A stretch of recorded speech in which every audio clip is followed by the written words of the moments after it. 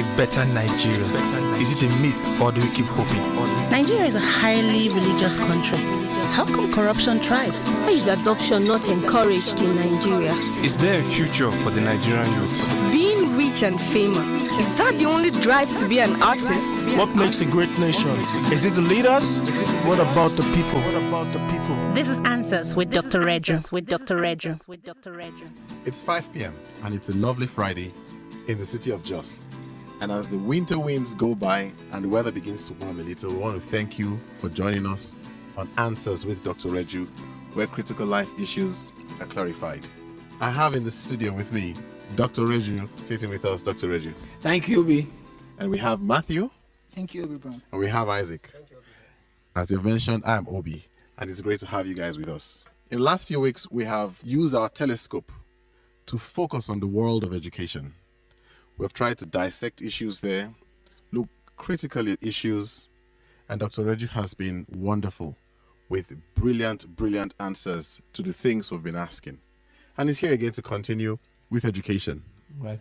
Last week, we took time to discuss issues with recourse to what we need to be doing in our education system, particularly as regards where we are in our nation right now, with the fall in oil prices, with the runaway value of the naira, and so many things going topsy-turvy. Dr. Reju, please, let's continue our line of discussions there. Relevant education with respect to where we are in our country right now.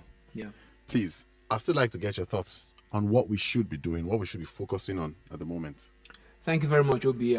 Like we said last week, when we say education, the issue of being relevant to current realities should be given. Our current realities, political, social, economic, and whatever, even our history, right, should inspire the kind of education policy, philosophy, or design that we put in place. So if the education is not directed, because from the first episode on this particular education, I said that education is a way of actually producing human resources that can translate into societal transformation. If you don't have an educated mass of people, society is weak, right? Society is weak. There can't be meaningful development. Even if there's development, it's jerky. It can't be sustained. So we must keep resourcing society with high human quality. And the way you do that is by education. So when we have this sort of challenge, as in our economy, because the mainstay of our economy now is being terribly, affected, oil. Now, that should inspire, it should determine the direction in which, how do we begin to develop our citizenry educationally, in terms of enlightenment. Let them be aware of, first of all, we need to be able to create, an environment where people are properly enlightened. There are a lot of things we do, but we've lost sight of the educational, aspect of it. For instance, when a government comes out to come and read the budget, it's to enlighten the people, it's to give information to the people, right? But those things have just become something we do on a certain day. It's become just ceremony. But when you're giving the budget, because I travel all over this country and I get to some villages, sometimes I wonder, the budget they just read, how does it affect these people here? There's no, government presence. There is no connection because people are not aware. People are not really aware. So education by design should be a means by which we enlighten, inform our people about the challenges, the opportunities, the setbacks and upsets and opportunities that actually exist in the society. So even as we talk about these economic challenges now, about the drop in oil, about our naira value that has plummeted and all those kind of things, we should have an educational system, like we said last week, that's vocation-based. But having said that, on a general level, we need to begin to look for an educational kind of culture, maybe I should put it that way, that addresses our current challenges. That really people must now begin to, get educated in such a way that they are properly informed to know that what used to be is no longer there. Like we address the issue of laziness. there should be, education should be cultural. It shouldn't be something we step out of our daily routine to go and do. Right now, there should be an ongoing, like we said last week about the issue of the road, the Yakubu one way. That is part of education. People need to be aware of what's going on, because there's a lot of people in Nigeria that are still going on as normal, as if things are still okay. Yeah.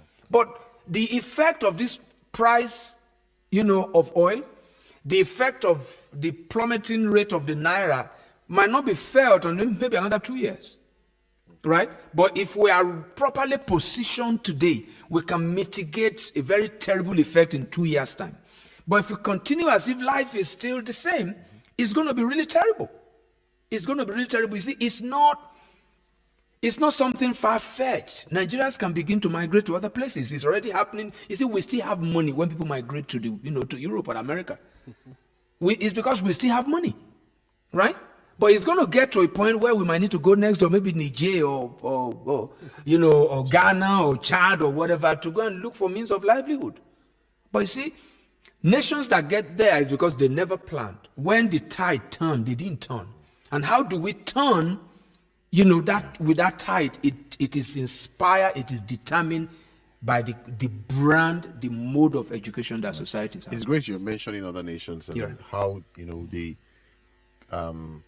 educate their people, to make their countries better. Because you usually talk about Lee Kuan Yew.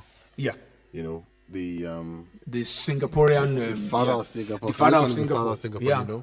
And I think that HR was one of the main things he did over time. Can you just that's one story that always fascinates me, and I don't know if I've shared that on this program before.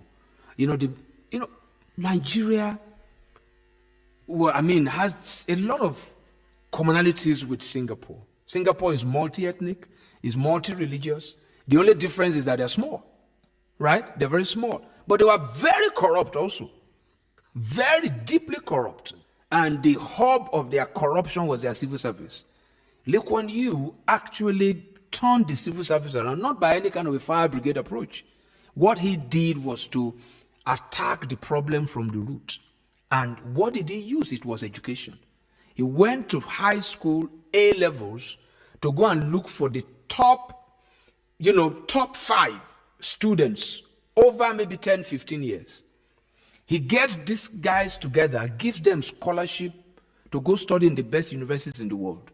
And they will sign an agreement that when you go, you are going to come back, number one. And that when you come back, you won't work for the private sector. You are going to work for the public sector. That was how, over a period of 10, 15 years, he was able to re-resource, right? He was able to re-resource the civil service. That the best brains in society were not working in the public service. And those guys owe it to the country. They owe their education to the country. So the commitment, the loyalty, the patriotism was given. So that's, number one, that was long term. Now everybody celebrates Singapore, but we don't know the process that they went through. My challenge, my problem with us in Nigeria is that we're not really engaged in any process. We're not really, that's the reason why with every government that comes, it's a new government. There's no continuity. Because we don't have policies, we don't have any kind of structure that, regardless of your party, there's some things that shouldn't change. A previous government is building a school, you come and you say, no, that's not what I want to do. Because we sort of personalize it. It's lack of education. People are not politically educated. We don't understand the, how governance, operates. It's because people they've not been trained for that. You know it historically in Nigeria. Majority of our presidents, maybe we can give it to the current president that he really wanted to. He's done it about 4 times, right, to be president. So maybe we give that to him, that this is a man who wanted to. But most of our presidents in Nigeria were by accident. They just find themselves there, and they, at the end of the day, they become stooge to other kinds of interests. So, and what we really, prepare people, somebody who is in primary school, secondary school, if he's going to be president, he should already be thinking about it. That this guy that's running for presidency in America, Ted Cruz, they showed a video of his recently when he was 14. He was talking about taking over the world at age 14. They say, how do you see yourself maybe 20, 25, 30 years down the line? He said he wants to take over the world. How else does one take over the world except by being president of America? But what's a 14-year-old trying to do? He wants to buy a car. 14-year-old way in Nigeria? In Nigeria. Maybe he's thinking of a dream car or whatever. It's lack of education. He wants to make money. That's what he would say. Like one comedy I saw, very funny. They asked him, he was interviewed. He said, what do you want? He said, I want to be chairman. He said, I just want to be chairman. That's funny. That's really. But you see, it paints a picture. Yeah. That's who we really are. But if we were going to use Singapore as a benchmark, about getting intelligent people and setting them out, I think we've been doing that for some time. There is this PTDF scholarship, a few other scholarships that do send, good Nigerian students outside to go and learn, but they don't come back. And even when they come back, there's no guarantee of a job. It's lack of planning. Somebody did this sort of a thing years ago in River State. That's late Ken Saruwa. He was commissioner for education in River State. And he sent a lot of guys abroad on their crash program and all those kind of things. Those guys got back. You see, I won't be talking about what they did when they got back, right? But the fact remained that the guy had a plan. He sent guys abroad, and with an understanding that we are going, that program is still there. But I had some news of recent that many of them are in school and they've not sent their school fees. That's where those kind of very laudable programs begins to get, derailed. Number one, what Lee Kuan Yew did was not just to send people abroad. And he's not sending people abroad by looking at faces. There were standards that were used. The best brains were the ones sent abroad. Best brains, regardless of how you look, what color, right? Best brains. And it was with an understanding that you will not only come back, that's given, you will come back, you will not work in the private sector. Because you see, the civil service is the hub, is the problem center of this country. It's the seat of corruption. They train politicians how to steal money. I'm saying that with no apologies. No apologies. If civil service is fixed, this country will. Look at what happened in the customs, right? Just change the head. While I didn't agree then about the way the head was changed or whatever, but honestly, right now it's producing. But my problem always is this sustainable? Is it sustainable? Yeah. Is it sustainable? Is it sustainable? Because the money from all those kind of places can fund our budget. It can fund it. I think I'll stop there for now. Because the place is getting a bit hot. Yeah, Matthew. Dr. Reggie, when I look at all you've said, or I listen to all you've said rather, I realize that you've been really hitting on a very, very core point, which is educational reform. Yeah. And I don't know, this might sound, a little bit funny, but I want to bring, the issue of the quota system. Oh, okay. And then I want to put it side by side, the federal character, which already has a commission. I don't know if the quota system has its own commission. No, it's all the same. Oh, it's all the same. The federal character is supposed to make sure the quota system works. Okay. Now, a lot of people have compared these initiatives to the affirmative action, that holds in the United States. And they have given so much, accolades to this kind of initiative. I don't know, what do you think about the system and how is it helping us move forward? Quota system is very, very retrogressive. It doesn't agree with any developmental sensibilities. It denies. It basically says something about the country that are not prepared to move forward. Because for me, the whole essence of the quota system, if you're taking it from the educational perspective, they said that they want to be able to balance out that no part of the country, is more educated than the other. Number one, has more access to federal resources. more access. Yeah, you know, the whole thing borders on access to federal resources. You see, it's because we don't know what education should be, right? What you can't force people to go to school, right? If our educational policy or orientation is broad, it gives room for everybody. I have always believed that it is not everybody that should even go past primary school. Primary school might be primary, right? Yeah. That's what it's called, primary. Yeah. Everybody has the aptitude to be able to go through that. But you see, every other, whatever goes beyond primary, it should be based on competence. It shouldn't be based on any other thing. Can you go beyond this level in terms of scholarship, in terms of academics, and then they appraise you? If you can, then you go forward. You can't, for God's sake, you can't promote people based on what part of the country you come from. You can't say 55,000 people qualify to go, into university because they are from Ondo State or Imo State. They can't be taken because there are some guys from Kano or from Kaduna or from Sokoto, and then cut-off marks too. They put it based on where you come from. Yeah. Are some people born to be dull? I don't think so. I am a dullard when it comes to mathematics. I don't know Jack. I always make jest of myself. I don't know it. I've tried. My dad caned me so much, but I said, put the figures side by side. I can try. Put it on top of themselves. You confuse me. I don't know those X, Y's. When it comes to that, I'm a dullard, and I'm proud to say that. But you know why I'm proud? I'm an expert. I'm skilled when it comes into areas of when you write. Yeah. Social sciences, arts, and all those kind of things. That's my strength. In the same way, somebody doesn't even have any strength, any kind of, you can't make the person go to school. Yeah. Formal school. Yeah. But that person can be a very, very good tailor. You see, that's the reason. Because we believe that if I go the tailoring way, how do I access federal resources? It is this access of federal resources, not knowing that the tailor contributes to the making of that federal resources. He contributes to it, because we always talk about national cake, as much as I don't want to mention that phrase. Because I've had it said over, since I was a teenager, they've been talking about what's wrong with the national cake mentality, but we have not done anything about it.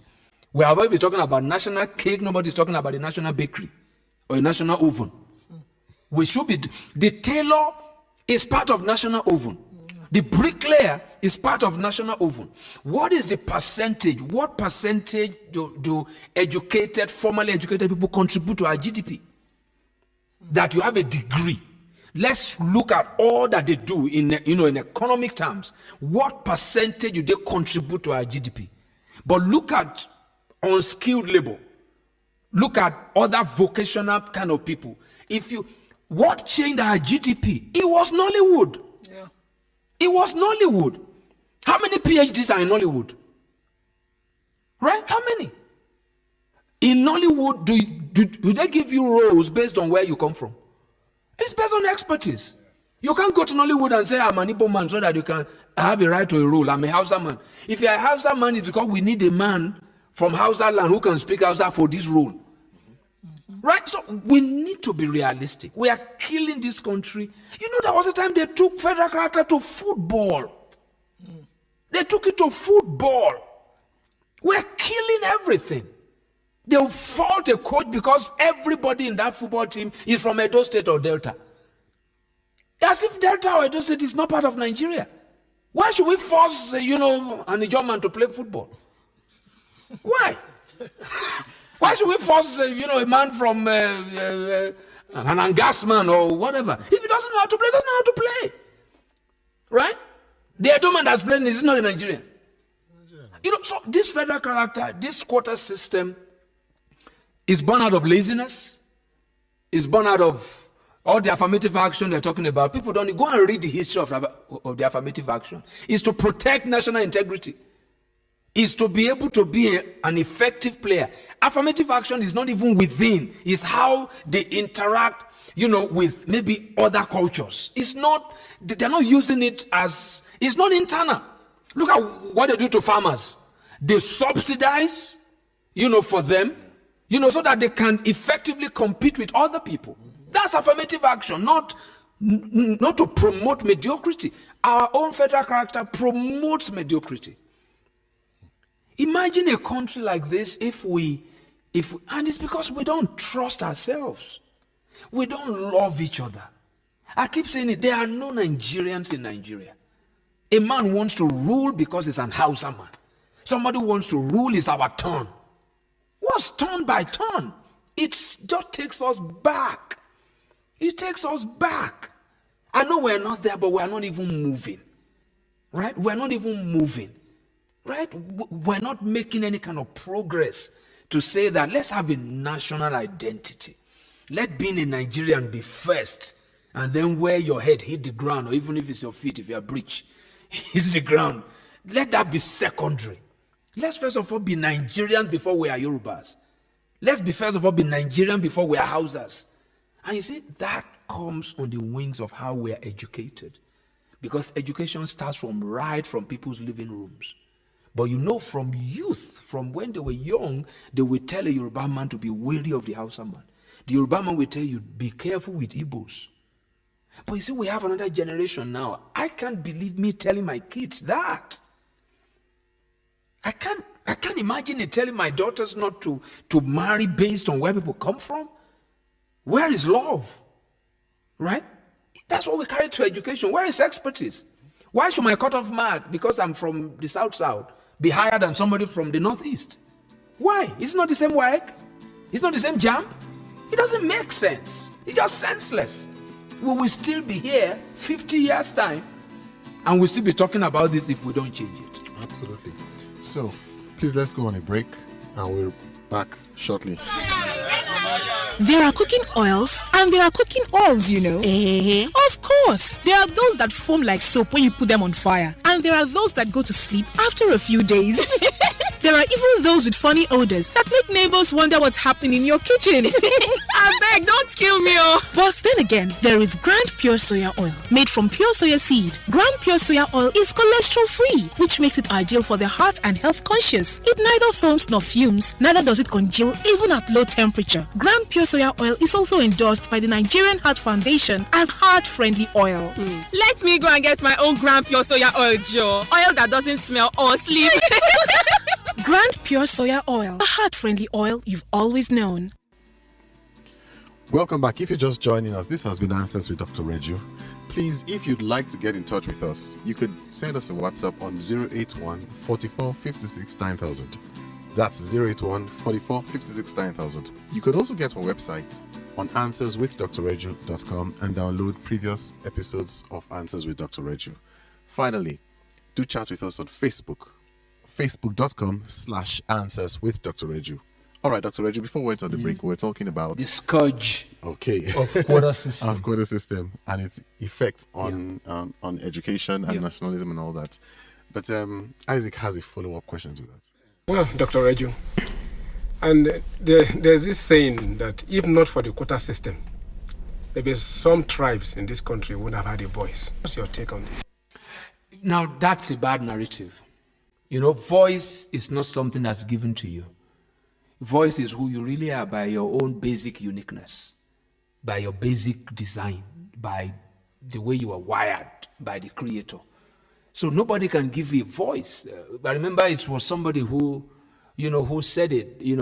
I've forgotten the name now. He was incarcerated, and they said, that he said freedom is in it. Even Fela, that musician, said that nobody can dash me human rights. It's human, right? It's human right. He said you can't dash me human right. You can't give it to me. It's in it. So having said that, those who hold on to this story of, but for quota system, they will not have a voice. Everybody in Nigeria. In fact, quota system has muted a lot of voices. On the contrary, quota system has muted, because by quota system, all of us want to speak the same voice. We believe it is only through education, having access to government resources that we can speak. That's why Nigerian society is not broad. It's not broad. There is no culture, no tradition, no ethnic group in Nigeria without a uniqueness. Even our soil has its uniqueness.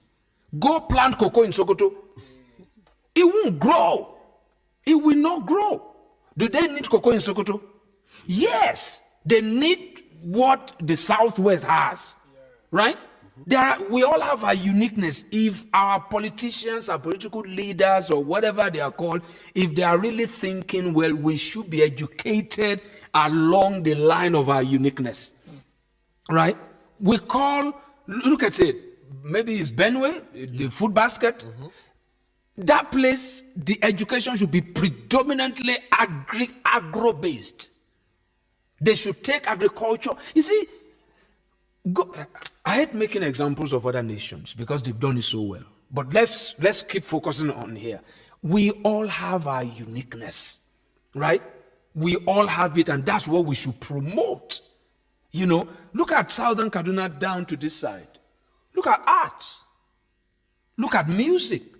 Look at drama, right? I grew up in Lagos knowing, apart from village headmaster, apart from the other kind of thing, most of, TV soap, they came from here. In fact, where we sit right now, this was where Kokoradon was acted. I was talking to you guys off air, that when I got to know that I was living next door to late Madadzi, it was as if this was my hero on television. Right? I grew up in Lagos, and this was well-crafted art, well acted, with the minimum. Why do you think the Film Institute is here? Why do you think NTA College is here? This is where it should be. So anybody that wants to train along that line, right, should be migrating to this side. That is, Southern Kaduna Plateau, they should be teaching the whole nation about art, about music, right? So it's because we've not come to identify each person's uniqueness. Because the narrative now is, if you don't go to school, you don't have access. Because everybody wants to go and eat the national cake. We don't have access to it. So that's the reason why we have exam malpractices, right? Because everybody just must pass and get a certificate.